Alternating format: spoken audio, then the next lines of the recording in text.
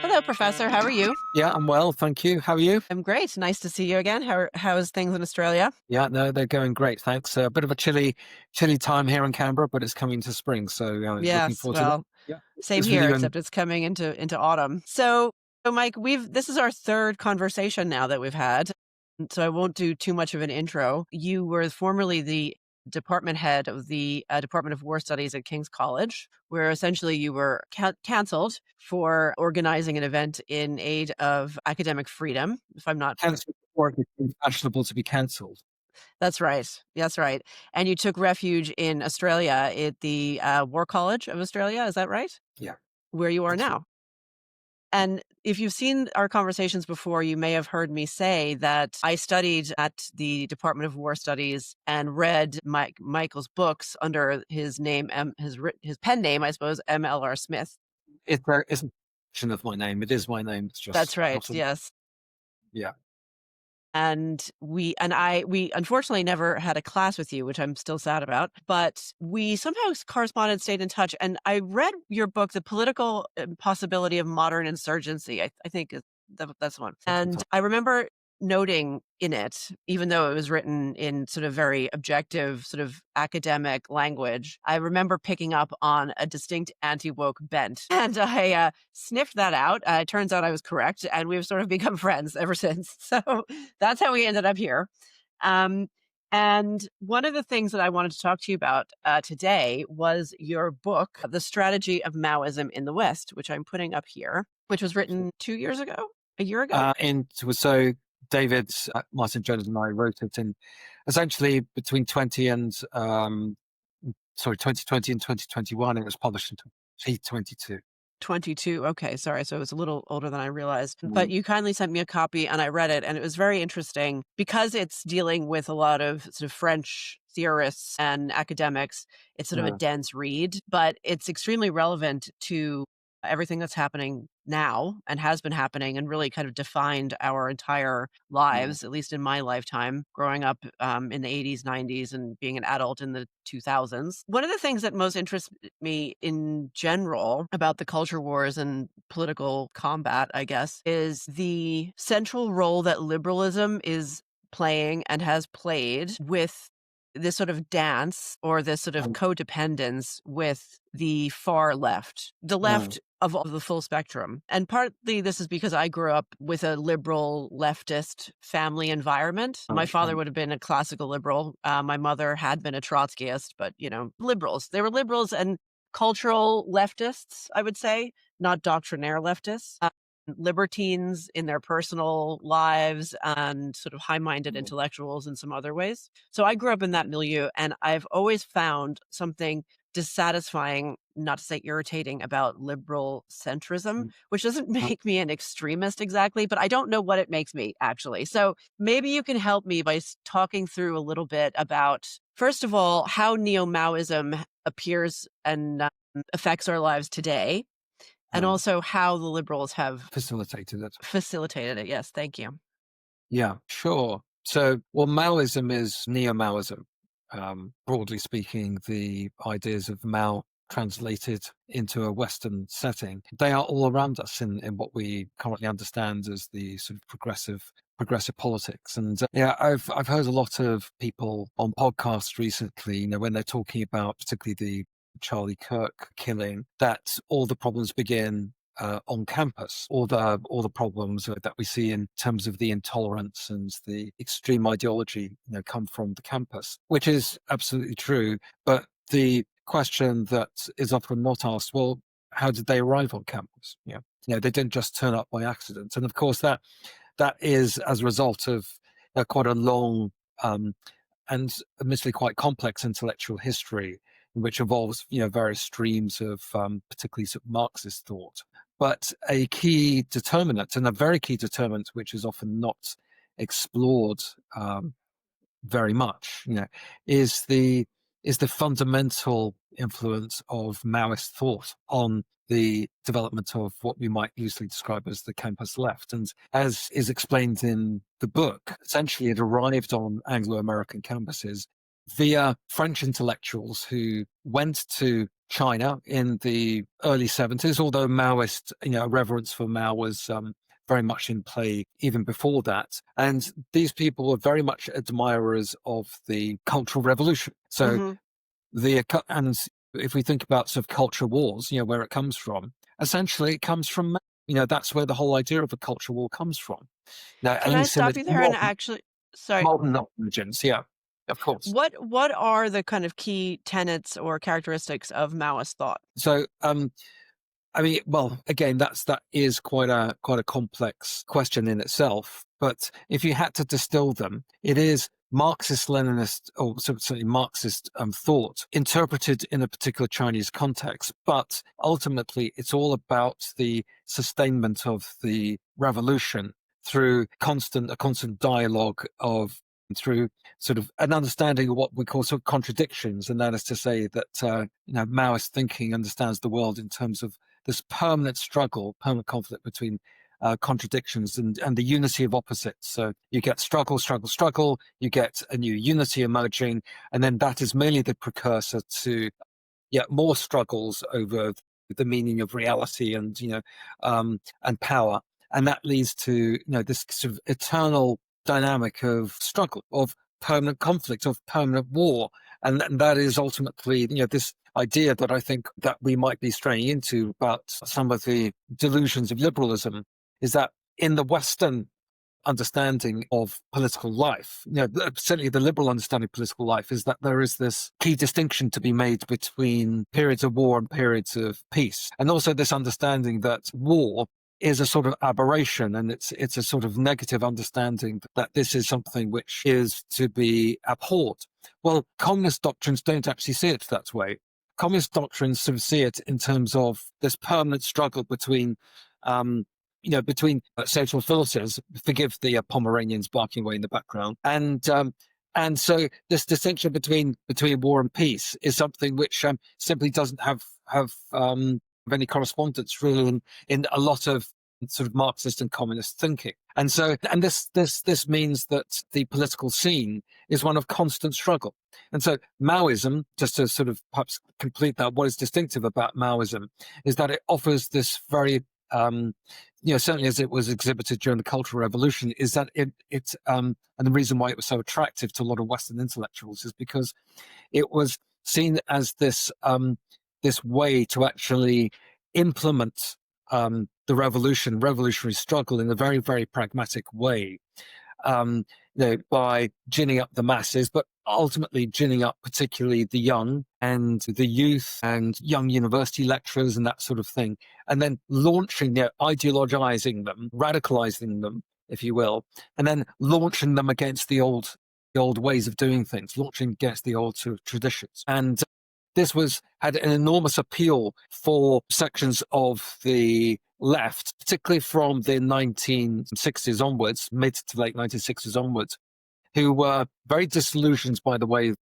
the that Soviet communism was going. It was Oh. imbricated in sort of sloth and stasis, whereas actually the vitality of the Cultural Revolution, and all of its assaults on the old tradition, the old ways, and the old habits and the old customs, was extremely attractive to these people who felt that this was the way that the revolution could be enacted. So they went to China, particularly French intellectuals, and they were given a big tour around China, and of course, showed all of the wonders of a cultural struggle, and they were hugely impressed, and they imported it back into the obviously the French and European context, and from there it made its way over the Atlantic, where of course it dovetailed with other forms of Marxist thought that were also developing, particularly the Frankfurt School, which had its own cultural critique. Right. Separately But from this. yes, but it naturally merged because the Frankfurt School were also sort of very much people who looked at the sort of cultural frame of reference as a as a sphere of struggle. But the point about Mao is that he actually implemented it. Right. He implemented it in practice. and that's why it was so attractive. Basically, you what we see on coming out from campuses and then extending from the campuses out into the actual real world, where we see the practical examples of working itself in practice. These are essentially Maoist frames and Maoist terms of reference working themselves out. Everything from ideological purification to struggle sessions. These Right. are essentially Maoist in orientation. Right. Yeah. And that's been clear for a long time now. One of the things that you mentioned there, and that's also in the book, is how popular and effective these ideas were specifically to young people, students, and people in their early 20s. There's a funny slogan in it mentioned. I think it was the tagline for one of their publications. It was "The French are bored." Mm. And it was this sense of like ennui, almost like, the an illness of privilege, Yeah. a boredom and an existential crisis, and dissatisfaction that then was really receptive to the kind of toxic carnivalesque aspect of a permanent revolution and the permanent destabilization and the attacking of the olds, that is part of Maoism, that was part of Maoism in China as well. I mean, that and, there were elders like Sartre and was it Foucault and, a bunch of other there were sort of older guides and sages. I suppose Sartre was the oldest probably at the time, but really this was always a youth movement, wasn't it? And you also wrote an article recently, with David Betts called "How the Left Programmed Young People to Hate." So, like, Mm. let's update that to campuses today and even the murder or the assassination of Charlie Kirk. What is this? I mean, what is it about youth that is so open to this? Well, I mean, youth is callow, isn't it? It's easily manipulated, and You were saying youth are callow. That's a word we don't use enough. I use it a lot. I think it's yeah, a yeah, fantastic, yeah, it's the perfect yeah, word. I remember being a callow youth, in fact, yeah, and easily manipulated. So yeah, carry on from that thought. yeah, yeah, and well, I mean that is basically it. Youths are susceptible to idealism. They don't have the benefit of a sort of personal hinterland, which makes them understand that life is complicated and that kind of thing, which usually begins to ground people, much more in sort of like, well, these various utopian schemes can't actually be achieved in practice. But I would also say, I mean, youth is that's why you had the Red Guards, right? And I think you Mhm. can see very much. As I mentioned in that article you referenced that I co-wrote with David Betts, that you can see a direct sort of parallel between the Red Guards and these sort of these sort of mocking and um, um, this demonic sort of exhibitions that you have had recently in terms of the sort of celebrations of the death of Charlie Kirk, on digital platforms. You can see that these people would have been Red Guards in Mhm. the great proletarian cultural revolution. But of course, there are also older converts as well. And of course, so people like Jean-Paul Sartre and Michel Foucault were also extremely impressed um, by Maoist thinking. They and their post-structuralist peers were extremely taken with Mao, and Mao above all else. And again, it's something I'm surprised doesn't get picked up even more than it does sometimes in terms of the actual intellectual origins of this. And Mao, the other thing about Mao, which is why they really are these sort of French intellectuals, so-called, of course, yeah, really were impressed, was because what Mao emphasizes above all else is the control of the interior world. That is to say, the control of the mind as a and of the mass mind, to as a tool of revolutionary power. Right. So this notion that if you control and condition the mind, then basically you win over the mind. It's very difficult for your your counter-revolutionary enemy to actually beat you, because ultimately they will need to kill your thoughts and they will need to sort of, ultimately eliminate you in order to overcome your mental resistance, because you have been programmed essentially to be this ideologue, and that so it's this mental war which you have certainly thought about, Mhm. and so that's why Mao offers this very potent sort of framework for ideologues, in addition to all sorts of other things which seem to be attractive to a certain strand of people, in the sense that they find appeal in a level of, I don't know what you want to call it really, a sort of burn it all down mentality, that they want Mhm. to just overthrow the existing order because they've convinced themselves that there are all these structural inequalities. But it's also, this is ultimately something that we have to bear in mind, is that it's not necessarily or even primarily about ultimately improving the world. The whole idea of permanent sort of struggle and permanent revolution, which is replete throughout communist theory, is about retaining power, and Right. that's what it is about. The revolution is about obtaining power. It's not necessarily about making the world a better place, as we can Is it see from how right? all the other sort of communist revolutions have kind of worked Right. out. Right. The Is it maintaining power through permanent just struggle. could but can but that is in practice permanent and continual destabilization, right? I mean, yes, and I think that is particularly replete in Mao's thinking. Um, I think, and what you can sort of say is that, and don't get me wrong, Mao's thought did have all sorts of inherent tensions in it, which ultimately led to a sort of a counter Maoist response. Because we know that the Cultural Revolution ultimately got out of hand. No, and ultimately, but nevertheless, I think even then you can see it as a bit of a deliberate tool, because what you saw in the Cultural Revolution was the Red Guards, getting completely out of hand and running amok, and eventually the People's Liberation Army has to be sent out to actually quell them. And then you get this attempt to restore order. And of course, the attempt to restore order merely constitutes the power of the Chinese Communist Party in a different way, one which offers order and discipline. So in effect, these Red Guards, they're being used as tools to actually consolidate power. And so, and they themselves were sort of, in a way, burned away when you had the restitution of a more orderly sort of political Right. setup after the Cultural Revolutions. And this seems Right. to be the pattern of all kind of revolutionary attempts, which is that ultimately they lead to chaos and disorder. And if you have a power as ruthless as the Chinese communists, then they can attempt to reconstitute that order in a way which ultimately consolidates their power.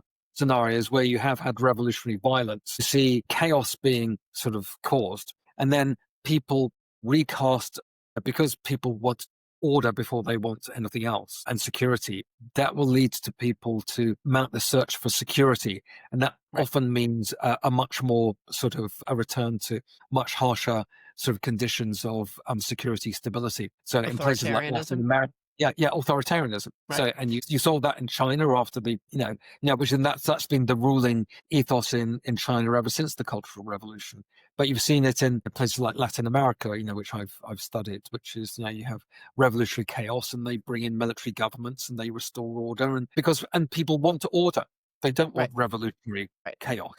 And they don't actually really even want politics. They just want order and to live their lives. But Mm. what's interesting, so it's sort of an opportunistic destabilization project in order to consolidate power forever. I would say I would perhaps agree with you, all with the exception of the word opportunistic. I think it's a well Okay. worked out, and a Mao.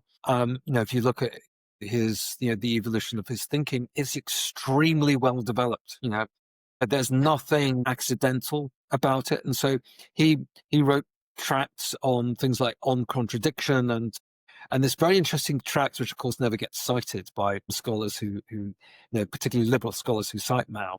But one of his most interesting tracts was called Combat Liberalism. And this is the whole idea that Mao, and this is why he appealed to these French radicals, and this is why he appeals to radicals the world over on Anglo-American campuses and so on and so forth, is because ultimately Mao is against liberalism. Because he sees liberalism as the prime enemy, because he sees the conditions of liberalism as essentially putting a human face on capitalism, Right, yeah. and and also has these other, in terms of in the economic realm, it essentially it covers over, the the structures of capitalism, puts a friendly face on them, and so he sees liberalism and he calls it the, imposing these conditions of unprincipled peace. It also makes it engenders this idea of sort of lovey-dovey, we must all live in peace and harmony together. And Mao is completely contemptuous of that, as are, when you dig deep into Mao's sort of like acolytes and followers who he influenced, in the European and Anglo-spheric context. They all hate liberalism as well. Right. The left hates the real left hates liberalism. They hate it, yeah. Which is actually really interesting, which is a good segue because your book is really good on providing the receipts as to Mm, how this, by the 80s and 90s, this, the cultural revolution as perpetuated in France, right. that it aged into a more maybe subdued mode of operating where it was no longer the 68 Hard and the free love stuff, but basically sort of it kind of became more of a respectable middle-aged um, legal theory sort of around human rights. And this is Mm, really, really interesting. And because of everything that's happened these last 2 weeks, I don't necessarily want to focus on this too much, but this is very interesting. It's really important for people to know how the concept of human rights and these sort of supranational bodies and structures to implement right human rights law and implement human rights law have these far left Maoist roots, and how then that in our lifetime, especially with things like COVID, we've seen a kind of crackdown on sovereignty and even just human sovereignty mm, in order to give deference and inordinate power to these supranational bodies. What's interesting to me about that period in the 80s and 90s when they stopped being some like young radicals, how, at least in my mind, the far left kind of disguised themselves or like sort of mm, through a process of like changing costume mm, mm, became embedded in what we would I think normal people would conceive of as liberalism, yeah, yeah, and they fused essentially. And at the same time, that further embedded this concept that we have. And Melanie Phillips put it really well in an interview recently, where we commonly understand that liberal equals good. So mm, liberal isn't a political philosophy or an ideology. Liberal is it just means being a good person. So there was this kind of really, in a way it was subtle, but in another way it was incredibly like vice-like grip that it just became, we all internalized. Everyone who went to university from the 80s onwards would have internalized this. And I think that is incredibly relevant today because now we see society tearing itself apart, literally tearing itself apart, because we can't distinguish liberals from lefties, and liberals can't distinguish anything from anything at this point. It's yeah. almost caused like a mental crisis. Mm. So explain to me how that worked, how we move from these very obvious, oh, yes, you're a far left radical because you're running around doing crazy things, to human rights law and how that became just part of liberalism and they all fused. Sure, yeah, I'll try to put a gloss on that. And I realized that, you asked me that question originally and I didn't answer it. So, you've re-asked the question in a different way. So, um, it is intellectually quite a interesting and a kind of a complex sort of thing. But to try to explain it as clearly and as simply as I can, liberalism, the something which, a system of, a system of thinking and a system of practice in liberalism, I think was best articulated, admittedly in a very scholarly terms, and it still functions as the key text for people who want to understand liberalism in a more scholarly way, is a book called Liberalism by the brilliant political theorist Kenneth Minogue. And this was a book which came out in 1962. And he, I think, identifies the great paradox of liberalism. And he says that liberalism is a system of thinking or doing which always wants to end suffering. And it always wants to put an end to suffering, wherever that may be. That has this, and the thing Mm. is that it has ultimately, it's a position which doesn't have actually any end point. And that's why, and he identified this all the way back in the very early 1960s, that the end point of liberalism, which of course he didn't necessarily live long enough to foresee the complete validity of what he was saying, was that it Right. ultimately ends up in this endless tolerance of anything on the basis of trying to end other people's suffering, whether it's of course, legitimate injustices, that we might have sort of, that we as normal human beings might, good liberals ourselves, we might see as being entirely just things like, ending, discrimination in the workplace, Slavery. gender and slavery, black civil rights in the United States, civil rights, between Protestants and Catholics in Northern Ireland, and so on and so on and so forth. But then it gets more and more extended. It, maybe it extends to animal rights. Something I'm quite, in favor. I like the whole idea of being empathetic to animals and all that sort of thing. But then it carries on, and then it's people who identify themselves as people who want to identify with a different gender, and that asks that, and the empathy paradox asks you to understand and tolerate things which are ultimately, certainly scientifically, disprovable. So you end up in a position where you are asked to tolerate things which simply don't exist in reality, Right. or which can be objectively disproved, but you're asked to sort of accept and tolerate them. And this leads to the issue that, so let me stop there and say that is the strain of liberalism that ultimately acts as the sort of the handmaiden, the enabler for these, and they might be very good people, as we know, but nevertheless, at least this toxic empathy, where ultimately you don't have an understanding of how you can actually defend a set of values and principles, and this enables, shall we say, more ideological actors or more bad faith actors, people who are interested in pursuing power, to actually exploit you. They exploit your tolerance and empathy. They use you in, and I cite this other sort of, that's short article that I did with David Betts. There's a very important work called Hegemony and Socialist Strategy, where the authors explicitly say that the role of the intellectual, the academic even, is to constantly search out areas for social conflictuality. And you can do all this under the aegis of human rights and the search for greater tolerance, etc., etc. But ultimately, it's not about improving the conditions of people. It's not about saving lives or making the world a better place. It's about the revolution. It's about Right. elevating yourself into power. It's not, and essentially so liberals allow themselves to be used, as do, I think, certain sort of, you know, um, idea entrepreneurs in what they would see as minority sort of groups. They allow themselves to be used or join in, because ultimately it's a way of elevating yourself into a position of power.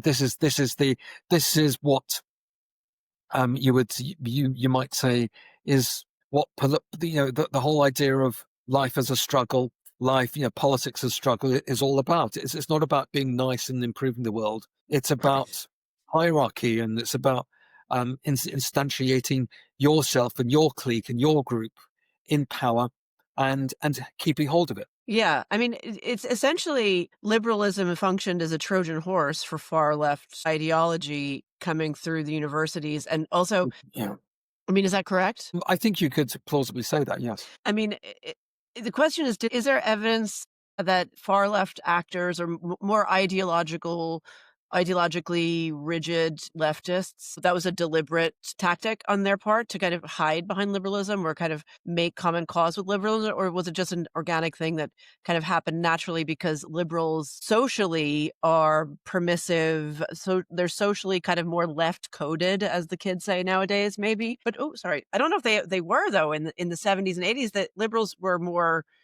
were a bit saner. But either way, like it seems the outcome is that leftism has dragged liberalism down into the bowels of hell, is Mm, what mm, seems from yeah, just looking at the fruits of this tree, which I think we can say in fairness are the TikToks and the tweets about right, celebrating the assassination of Charlie Kirk. That yeah. is the fruit of this tree. Yeah, no, I think you can, and instead, forgive a war between my two dogs here that you can probably see me trying to sort of, in my very liberal way, trying to sort of prevent Yes. them. Yeah. Yeah. So liberalism, as you say, I think does function as the enabler in that sense, and how it actually came about is well, again, we can actually debate this. I mean, there's no sort of like obvious there's obvious, this is how it happens kind of scenario. You've just got a debate about it. But what you can say is that if you look at some of the ideological tracks on the left, and again, because I've looked at them and I specialize in Maoism, you can actually see them, which is that they intentionally um, suss out the weaknesses in liberalism and play on them. Yeah. And this comes through from, so for example, David Horowitz and Mhm. Peter Collier. I mean, David Horowitz was someone who was on the radical left in the 1960s and moved over to the realized what he had been doing and renounced the left. He and Peter Collier wrote this really good book which I can recommend called Destructive Generation: Second Thoughts About I the would like to 1960s. read that actually. And where he basically goes into these to the kind of just tears the mask off and says, look, this is what we were all about. We weren't about a longing for justice, we were about tearing the whole place down. And then and just sort of to explain the genealogy which you we're getting at in an earlier question, which is, sure, you had this burst of sort of like student activism, revolutionary, or the 1968 sort of May in uprisings in Paris. That burned itself out. It sort of represented itself, particularly in a lot of violent left-wing terrorism in the early 70s, which again burned itself out as a result of basically government repression. Government getting on top of it. Um, and that's when I think you began, from the mid 1970s onwards, really you began to get this more systematic retreat into the universities, yeah, and a conscious retreat, you know. And yes, of course, some of the people who retreated were saying, well, we've been defeated on the battlefield, as it were, but nevertheless, we have this sort of this get out in the universities, who were, of course, because they were liberal institutions, Right. Allowed accepted it. them thought they were terribly trendy, and of course, all these sort of liberal and soft conservative, old professors welcomed them into the academy. And of course, these people who don't have a liberal, bone in their body, they thought, oh, well, very good. And we can just wheedle our way inside, and then we can begin to appoint other people who are like us, and et cetera, et cetera, et cetera. And so you have the long march, again, a Maoist phrase, right? Long march through the institutions, and to a position where you eventually are in institutional control of them. And this was a very conscious effort. So sure, there was no centralizing, coordinating, thing, but you don't need it. And Maoism was never all about the central coordinating thing. Yeah. Mao was about letting the masses sort of.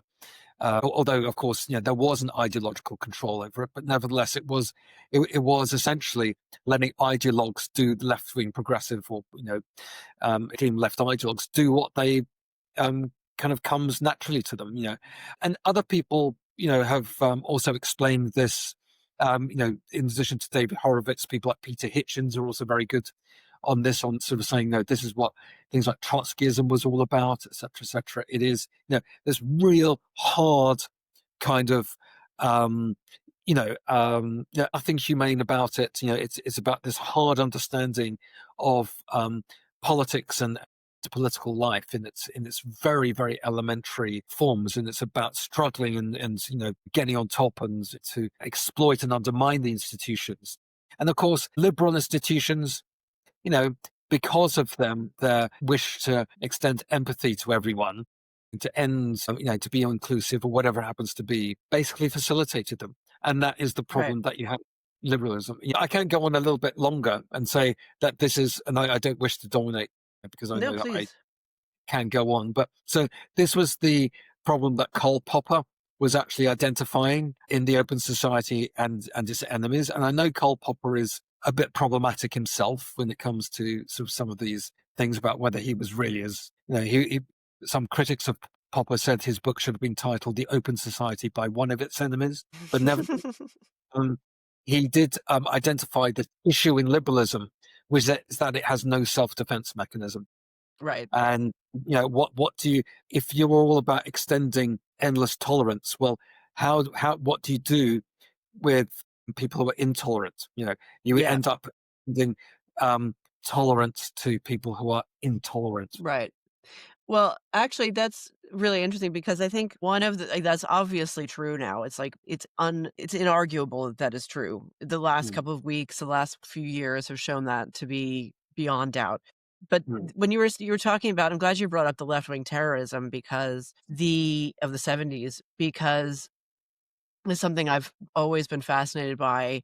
And I kind of, in some ways, grew up in the shadow of the interesting thing with that. And correct me, Professor, if I'm forgetting my terrorism studies theory. But the interesting with that is, the strategy of terrorism, you know, it's the weak it the strength its strength is also its weakness in that it purports to be this asymmetrical attack on a power greater than itself that it cannot defeat on a level playing field. But then the thing is that eventually at least in the 70s, it sort of provoked enough of a crackdown mm. that the greater power did extinguish it, although not in ways that would actually be as brutal as other types of government may have Yeah, not treated in them. America.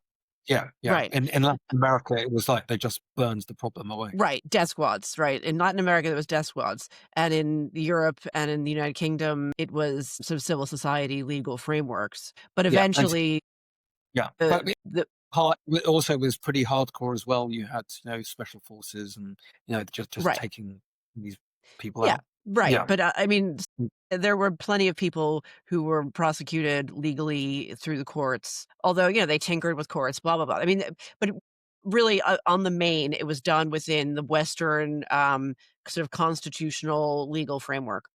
that's right. When, in fairness, the terrorist groups themselves were kidnapping and assassinating and planting bombs. So, to be honest, now I have come to the conclusion that the Western powers were extremely tolerant and extremely gentle with these people, given the way they were being attacked by ordinary civilians were being attacked. But I think that was so interesting because back in the 70s, you still had a liberalism that was tethered to reality and a sort of a shared morality that murdering civilians for political Right. reasons was wrong. I mean, murdering anyone was wrong, but murdering civilians for political or ideological reasons was even more wrong. And therefore, that problem had to be stopped. And there was no I mean, Yeah, I'm sure there was some equivocation, but it was a united effort to some extent. Compare that to what we're seeing now and have been seeing with whether it's Hamas or right. Antifa. This is what I mean that I think the association with the left, on behalf of liberals, to a degree to which they themselves don't understand it, has deranged them, has actually like rendered them mentally ill, so that that tendency that was always there, which is the inability for self-defense, Mm, has become the gigantic defining quality. People have already forgotten this, but it is 100% true. And I know this because I checked it myself repeatedly.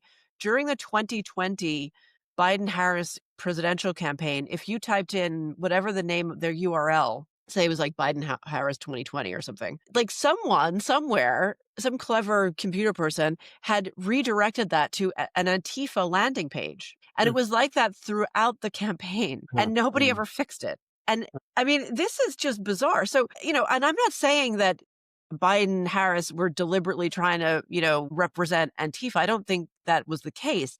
I think it was some sort of like, maybe a hack or something like that. But they didn't even deign to fix it because why bother? Because it's not bad to be associated with Antifa. The inability of the liberals to tell the difference between a predator and a victim and between an ally and an enemy mm, is the most defining characteristic of the mm. movement of liberals now, and actually is coming very close to tearing our society apart. No, no, I think there's a huge element of truth that you identified. In fact, I don't really see a great deal to actually disagree with or to sort of take issue with.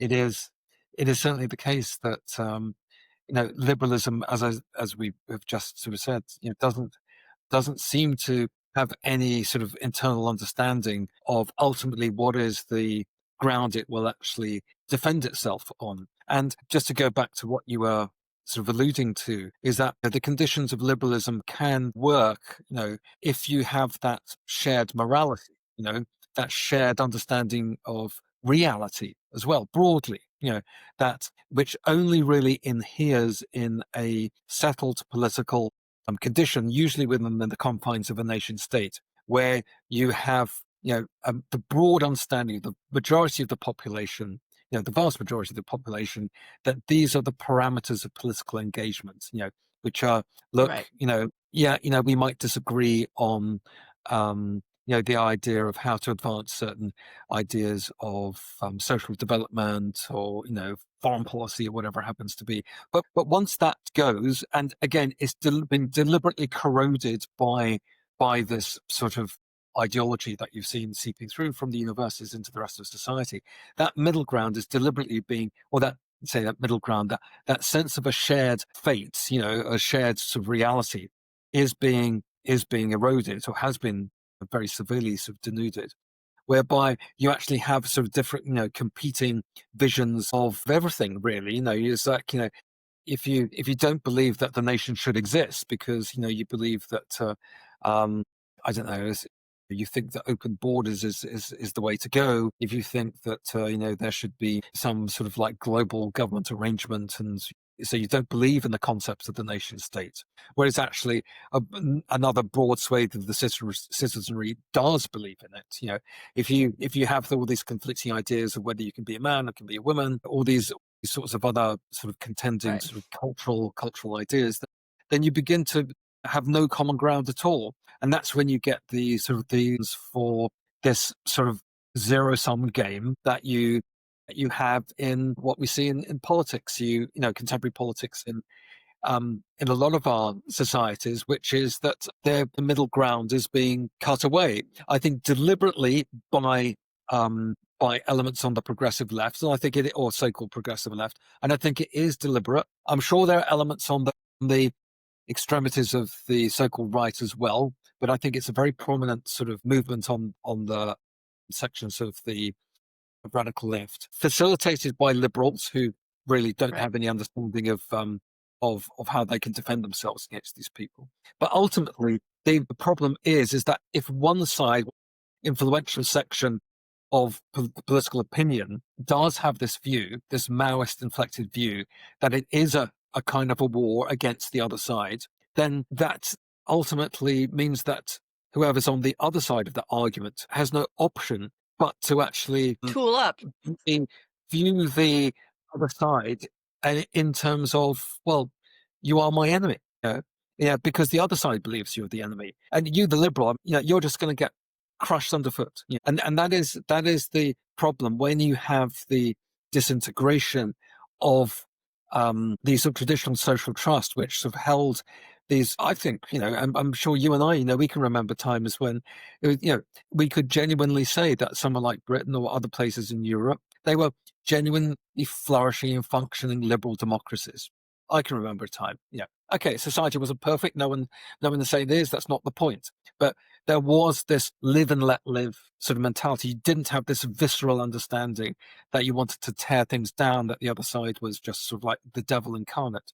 I'm sure there might have been some people at the extremities who would have think like that, but the broad mass of people were not. They had this. They adhered to the shared understanding of a particularly of a national fate. Yeah, I do Anyway, remember that. I remember it very well.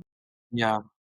You know what I've started to think about is the, Mm, you know, those sort of paintings from, I don't know, just the Renaissance onwards, or descriptions of, like, the damned, you know, the mm, damned, like, they need all these faces sort of gaunt and despairing and mm. confused. That's how liberals now seem to me, Yeah, I mean, obviously, you had the benefit of a classical education that I didn't. sort of.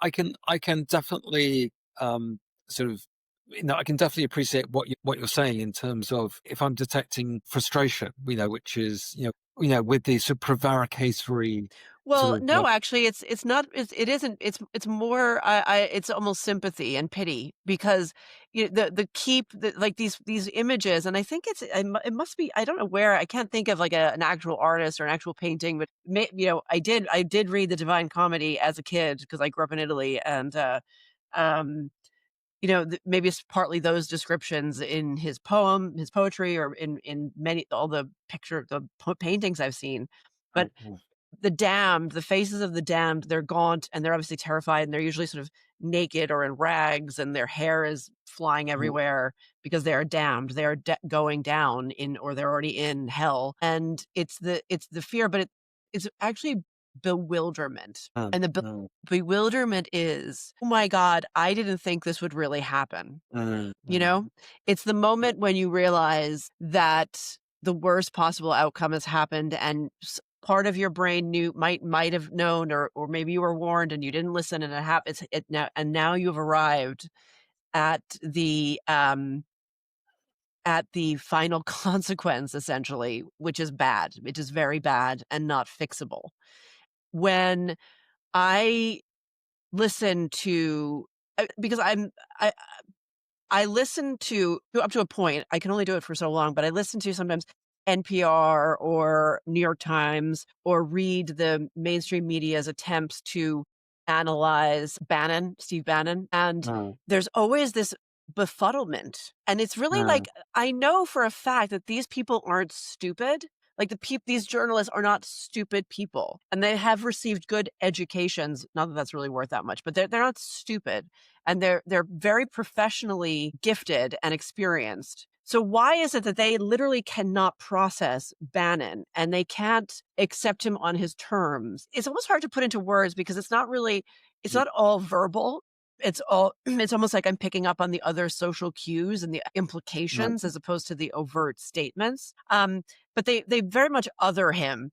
They they they make everything he says, or they shroud it in sort of mystification and distancing, when really he's just a very direct person saying very direct things, and it's eminently clear. It's eminently clear mm, what he believes. And it has to be something ideological then that's preventing them from actually engaging with his arguments, mm, directly. And that was 5 years ago, okay? We're in a much more extreme place now. So their failure to be able to grapple in an intelligent way and in a good faith way with the populist right is what makes me now think that when we're seeing political violence, an uptick in political violence, that's when I'm feeling like that we're spiraling down to the damned of, like, how did we get here? Like, well, we've been trying to tell you for about 10 years. yeah. Well, I mean, as no, I think what you say is absolutely true, and I think what yeah, I think that, and again, sort of, I haven't been sorry, kicking off again. I haven't actually been I think I know the paintings that you're actually referring to, and it's that sort of, as you say, that sort of self-realization of, well, not this is the situation um, that we have actually got to, and maybe I and whatever I've actually believed in um, has actually facilitated that. Yeah, Right. Exactly. Exactly.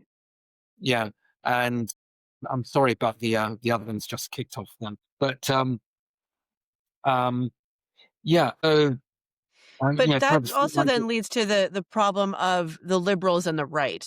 So I think we've covered pretty well the dynamic between the liberals and the left. But now we're seeing a new front opening up, which is a crack between the liberals, the non woke liberals, because obviously the woke liberals are with the left, the non woke liberals, the classical liberals, as they like to call themselves, and the, let's say, populist right. And that's a very interesting issue, again, because it's a similar dynamic, but instead of enabling like they do with the left, the non-woke liberals are attacking the populist right. So they enable woke liberals enable the toxic left and protect them and run cover for them and prevent anyone fixing the problem. And what the non-woke liberals have started doing is they have started attacking the populist left, the populist right, excuse me, and then preventing or trying to prevent or trying to subvert or chip away at the populist right attempt at democratically mandated reform, which in my opinion is the only thing standing between us and the devolution of civilization entirely, an actual revolution in a bad sense. So I'm talking about democratically mandated reforms of the, like in the United States, of the bureaucracy and various crazy laws. The populist right has managed to do that and set itself up for that. And the anti-woke centrists, liberals, are attacking that. so. Yeah, it's a curious phenomenon, isn't it? This phenomenon of the woke right, and I think that I know that there is a sort of there is this sort of sense in which some of the people who sort of push this line there, they're trying to get at what they see as what they would see as the sort of conspiratorial right, who they see as sort of anti-Israel and possibly pushing into Mhm. sort of anti-Semitism and that kind of thing. And I think both you and I would probably acknowledge, there are crazes on the extreme right, or whatever you call the Definitely. extreme. Yeah, Huge um, anti-Semites. yeah, yeah. But I'm not entirely sure but I would interpret it as again this sort of like reassertion of of how to use this word, but sort of like deluded liberal centrism.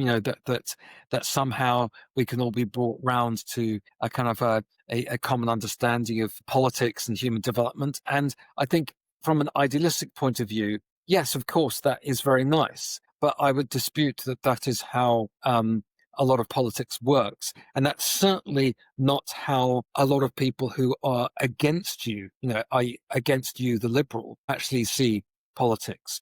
They see you as just the handmaiden of, of capitalist society. And they also see you as weak and Mhm. ripe to be exploited.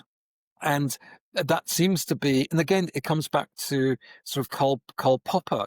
How do they answer Karl Popper, which is this idea of, yeah, okay, if you think that everything is about trying to be reasonable and to exert reason and not to devolve to the extremities of politics, etc., etc. Yeah, how do you prevent? How do you do that in a condition where there are other competing political forces which don't view, the political realm in that way, and if I can give the analogy to Northern Ireland, what happens to the centrist parties in Northern Ireland? They got destroyed Yeah, why? Sorry, I'm not. because the center cannot hold. Yeah, yeah, The center because cannot hold. the extremes were incentivized by essentially a liberal polity, which is that, in this, so the peace process, but the people who were seen to represent the interests of the contending communities would be the ones which had the most assertive, had the most sort of like their rhetoric to actually defend the values and interests of their own side. And ultimately, who was destroyed by that? Well, it was the traditional, shall we say, more centrist, more accommodationist groups, the SDLP on the Catholic side and the Ulster Unionists on the Union side. And so that is the problem, is that if you exist in a political condition where the incentive structure is not one which actually rewards, sweetness and light and liberalism, which can only be done in this shared understanding, this shared polity, where you have a shared reality, which is a settled Mhm. political condition where people broadly understand the terms of engagement in political life. If you don't have that, then you, in effect, are forced to choose a side.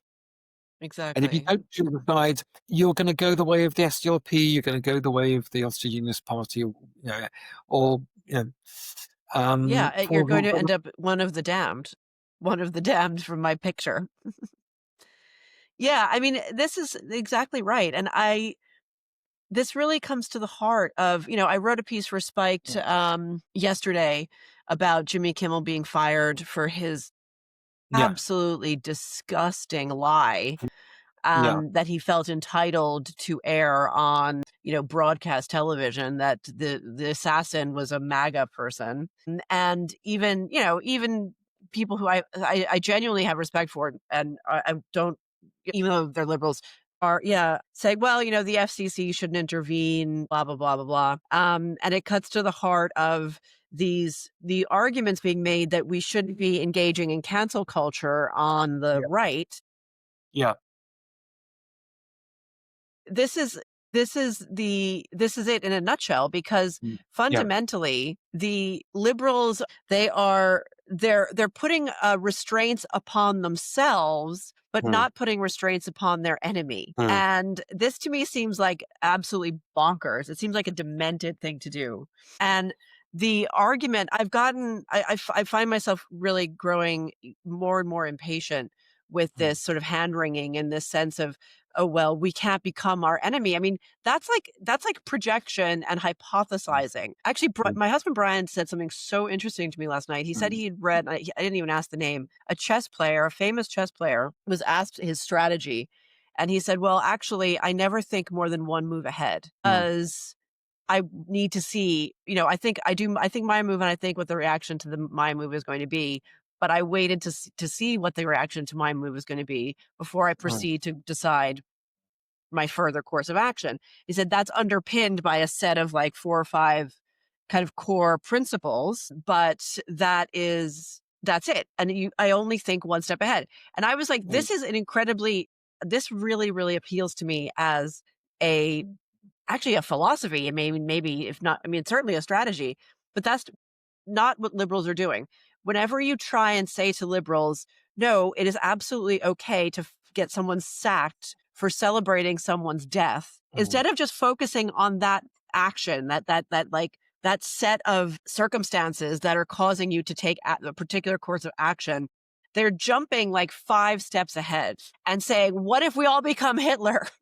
you mm, know, mm, I'm kind of exaggerating there, but that's very frustrating to me, because we don't have the time to mm. hypothesize something that we can't predict, because we don't know how these steps are going to unfold, and what the blowback and the reaction is going to be. So focus on the power that you have in the moment and how to wield it to your best advantage, and that's it. That's all you can do, right? That's all you can do. And yet it's continually this sense of what if, what if, what if, what if. It's like, what if Mm. nothing? You take action and you evaluate. No, I think, well, look, I'm a strategic theorist, so I think in those terms, or certainly I analyze in those terms, and um, every fundamental understanding of the fundamental nature of war, and that and war is not simply just a physical manifestation. It has this interior sort of sense of how do we ultimately enter into conflict. We conflict, because we have differing interests and values, and they clash. In a settled polity where we understand that we're all part of the same sort of group, more or less. Yeah, we can iron out those differences peacefully in constitutional politics. But where that is eroded, I mean, it's a different. You have what you and I would understand as escalatory dynamics. If one side does something and you don't respond, then the other side has actually prevailed. So Right. you are compelled to respond equally or to raise the ante. And that is almost a law of political. It's a harsh law of Right. political life. And So, with respect to someone like sort of Jimmy Kimmel, and and all the others who have been sort of whatever, cancelled, or fired from their sort of positions as a result of saying these very, very uh, very horrible things. Yeah. Uh, yeah, is that, well, if they were if they were people who were defending the rights of their opponents to say what they say, say what they was, on the other side of the spectrum, then yeah, I think we should be defending them. You know, if Jimmy Kimmel was saying, yeah, I don't believe Tucker Carlson should be fired from Fox or whatever it is, or then, but Right. if they haven't, then they've actually removed not just their moral rights, they've actually just legitimated the other side to actually say, Right. sorry, this is how this is how strategy works, or it's game theory 101. If you do Right. something, I will do the opposite. And if you have actually functioned, when you held the reins in power to actually cancel and smear and denounce and eliminate your opponents, that is basically going to be played back to you. Right. It's if you can, um again, if we think about how this plays out in when things get really violent, it exhibits itself in the escalation dynamic, which is that the other side will try and up the ante on you. And again, if we think about it in terms that you and I probably have a great deal of appreciation of, which is the Northern Ireland's troubles, and you saw that escalation dynamic take root in Northern Ireland. So when one side did something, the other side would retaliate in kind. That's what retaliation is. And again, there was a period in the troubles when the loyalist groups felt that they had just let the IRA had free reign, and so they developed this strategy, which is and it's obviously very brutal and something, but this is how it was, and they called it the return of serve, which is uh one side Tennis. does it. It's the tennis analogy, right? You return the serve. If your side hits the ball over into your net, what do you do? Do you just let it? Oh, I've just lost the match. You Right. know, Right. Right. Right. Right. maybe that's what the Liberal would do. But if you don't return the serve, then you're out of the game, aren't you? Right. Right. Um, so it operates at those, in strategic theory terms, it operates at those basic levels, which is, you know, ultimately politics, as in human life, is a game of survival and adaptation.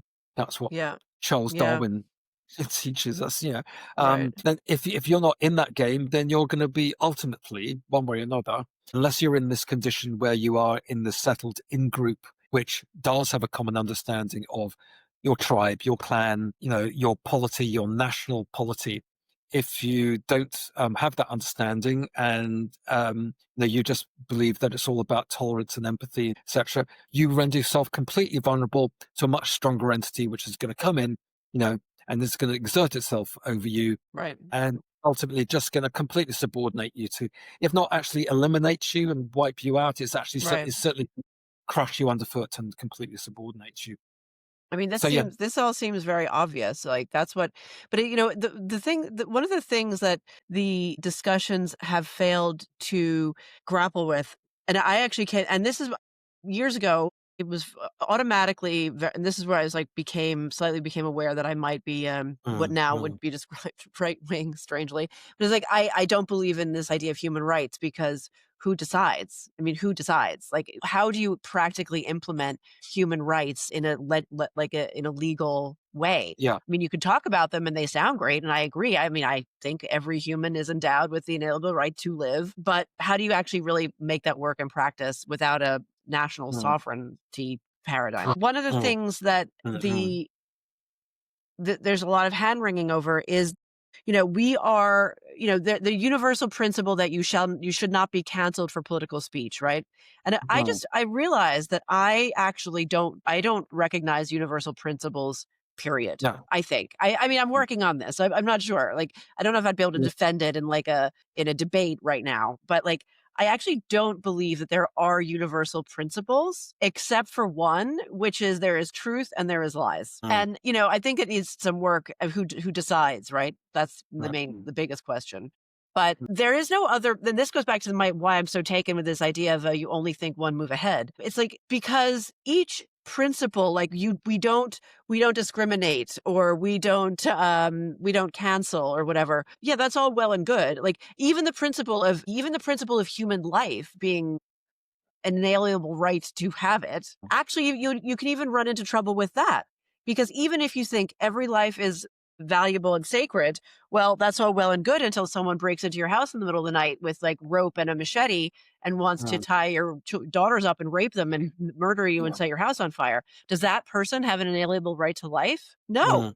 Mm, Right? mm, So no universal principle works through each order of action yeah. except Yeah. truth and lies. And I Yeah. personally feel like I am capable of discerning between the difference between truth and lies.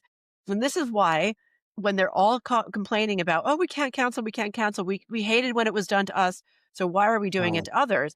I'm like, well, the main issue there isn't the practice of cancellation. It's the mm, content, it's the qualitative factor. So to yeah. me, being canceled and debanked and hounded off Mm, social media and uninvited from all the Christmas parties and being sent death threats and being called a Nazi for saying a statement like men can't have babies, or mm, I don't think the COVID vaccine is safe, or I don't believe in medical mandates in general. That's qualitatively different from being fired from your job for mm. saying Charlie Kirk deserved to take a bullet in the neck. And And that to me the is the more important factor. yeah, yeah, absolutely. I mean, here's the thing, which is that if if these people, when they were in power, which they were up until 2025, and they exerted, you know, um, cancellations and um,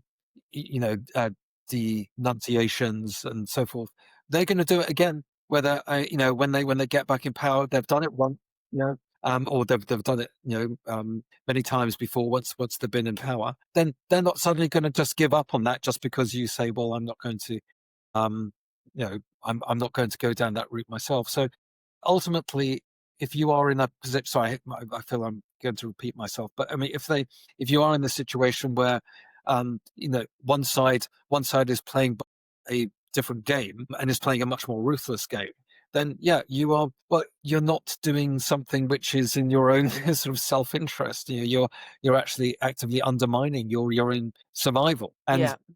again, and I apologize for simply repeating it, but No, that well, sort of understanding of political life can only function in a very, very specific setting. right. Um, which is where, as a result of cultural and historical contingency, um, you have a particular um, political situation, a particular sort of populace which agrees on the terms of engagement of political life, Right. and Exactly. this is politics 101, political philosophy 101, coming out of particularly the English Civil War and the philosophies which emerged from that. Thomas Hobbes, the whole idea of the Leviathan, that you ultimately have to have a strong state with a strong sovereign authority which can enforce, its rule, and ultimately a liberal polity may be able to come out of that condition. Yes. If you don't have that condition, if you have fluid borders, and everyone come and go, and everyone can have their own identity, and everyone Yeah. have their own different idea of reality, no, then it becomes law of the jungle. And you can be as Exactly. liberal as can be as liberal as you want.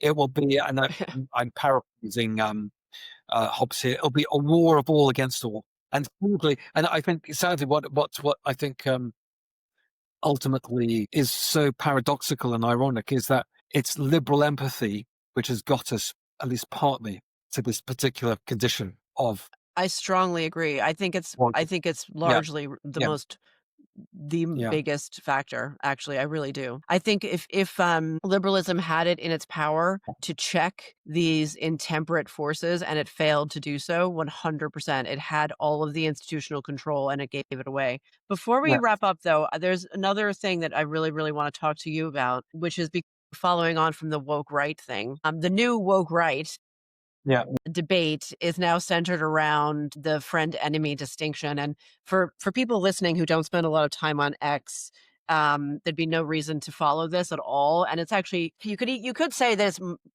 only a marginal importance because, like many things online, especially with sort of intellectual Mm, activity mm, online, I don't think it has that much greater meaning in the mm, wider world.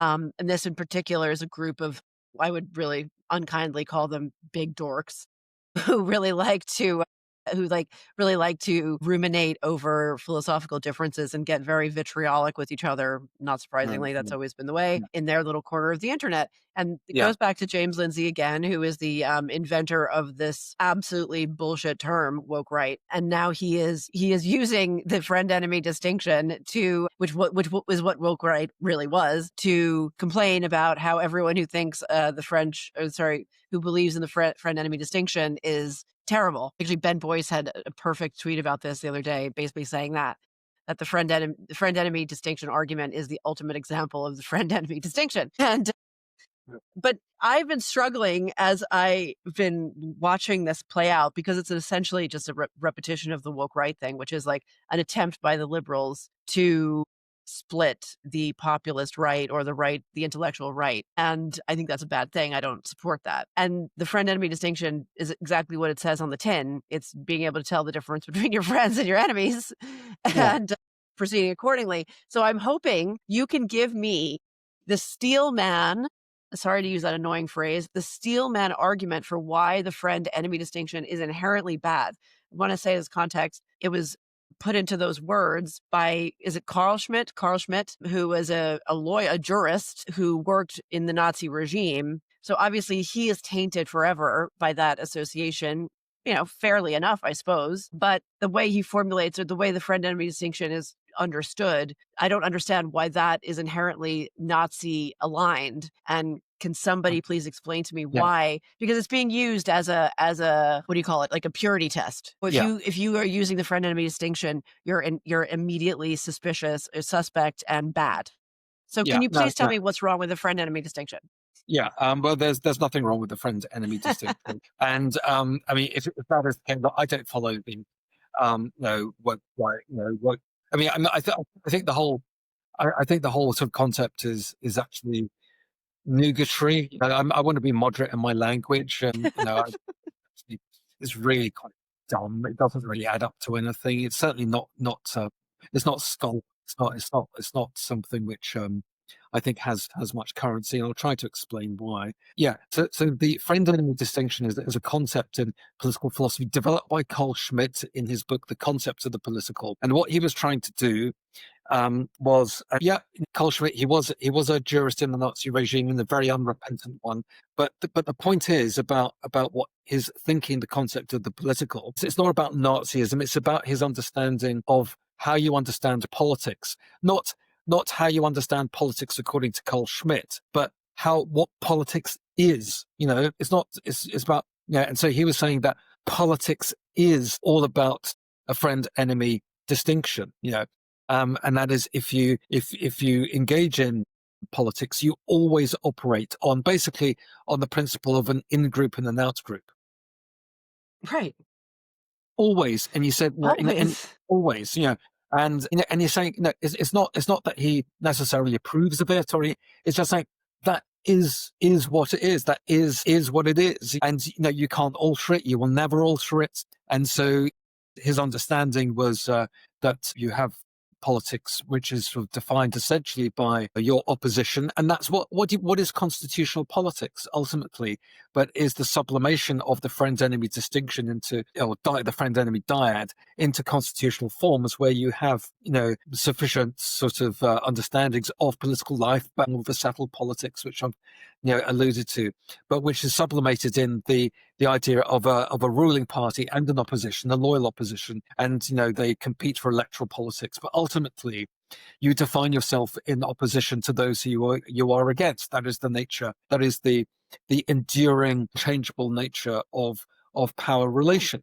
And so the idea that just because someone comes up with or uses that understanding, which is a reality of political life, is somehow tainted, I think, well, I'm sorry, I think it's stupid, actually. It's very stupid. I mean, this Um, is what's so mysterious to me. can't follow the logic of it, and it has no basis in sort of scholarly understandings of political philosophy. Wouldn't actually see that. Perhaps can I just sort of tack onto that something which you sort of alluded to at the end, um, is that in that short paper which I wrote with David Betts, I actually we suggested that there is a version of liberal extremism, which we called the liberal nihilism complex, and I'm sure it's not going to be picked up and run with, and I'll Hmm. make my out of it. But nevertheless, it's we can understand. If they're going to throw around ideas of like the woke right and this, no, there is an extremity of liberalism. A liberal extremism. It's not a liberal empathy paradox. Which I think you can say is a liberal nihilism complex, and it is one which actually, tries to, disregard the accepted terms of political engagements, and ultimately can lead to this incredibly self-destructive path, which it has actually facilitated. So it's all very well saying, oh, this is the woke right, but it's liberalism to a greater or lesser degree, which has actually facilitated woke extremism. Must, 100%. so there must actually be, logically speaking, a liberal extremism. Right. Yeah, that's right. That's right. I'm actually working on an essay that I'm gonna use that. I'm gonna quote you because that's exactly right. And it was regarding this, it was an extremely pat, Mm, banal, both sides mm, tweet that I think either James Lindsay had I think he'd reposted it and it was something like, well, if we are gonna if we use we're gonna have to justify our extremism just like we asked them to justify theirs or something, and I was like, "Well, what do you" I mean, my first question was like, "What do you mean by extremism?" Because, I mean, is extreme does extremism equal a very aggressive, robust political response? Because that's what it sounds like you think it is, and it's not. So, like, this is it. I mean, this is exactly it. It is liberal extremism, which sounds like a contradiction in terms, but I think we need to mainstream that phrase, Michael.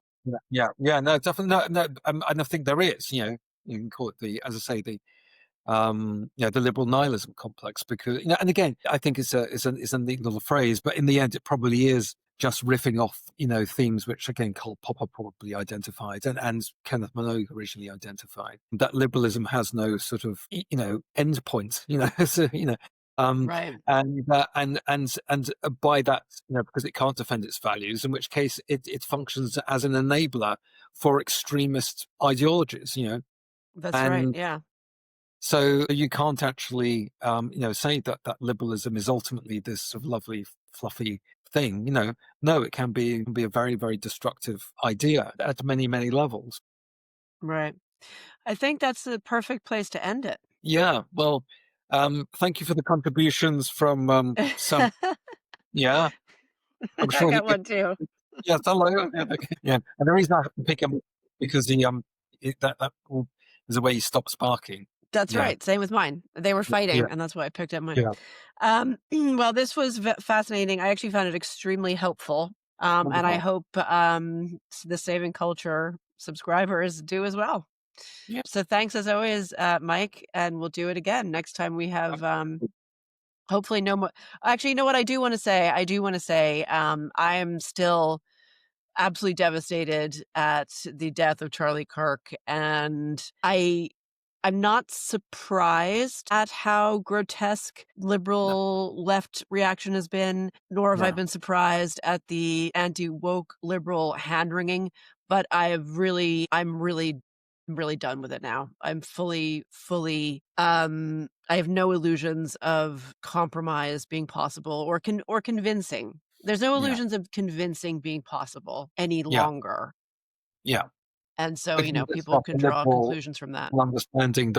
that people can be, well, so I think a lot of people have reached that conclusion, that the idea that this can be resolved by politics, by liberal politics, is over. And if I just might be able to add before we close up something on Charlie Kirk as well, which is, again, I mean, because we haven't, talked about this interview, perhaps for good reasons as well, because we're trying to cover some themes which actually extend out of that. But I mean, I'm not particularly religious or anything like that, but I actually see in what happened to Charlie Kirk almost something almost Christ-like, I have to say. Here was this young man, 31, I think probably the age of Jesus Christ when he was actually crucified, actually sacrificing his life for Christian, a Christian way of sort of uh, looking at the world. Or that was his sort of guiding idea of the world, was in Christian terms, and he actually followed a path which was, to me, in a modern sense, was remarkably similar. And for that reason, I think he is actually going to be always remembered in the future as someone who actually certainly martyred, certainly a martyr. Certainly a martyr. But as I say, resonances for me were remarkably similar. I don't know whether Yeah, what that's your listeners beautifully said. gonna make of that, but I think and, that and, a lot of them and are gonna agree with you. I'm not saying he was necessarily the second coming or anything like that, Right. but nevertheless, it seems that he did follow a very, very similar path, and You did. All right. Well, Mike, we will do this again very soon. we And shall look thanks to for. the dogs. Thanks to the peanut gallery. Absolutely, yeah. There we go. Yeah. Say bye bye to Jenny. Bye-bye. Bye bye. Yeah. Take care, Jenny. Bye bye. Bye.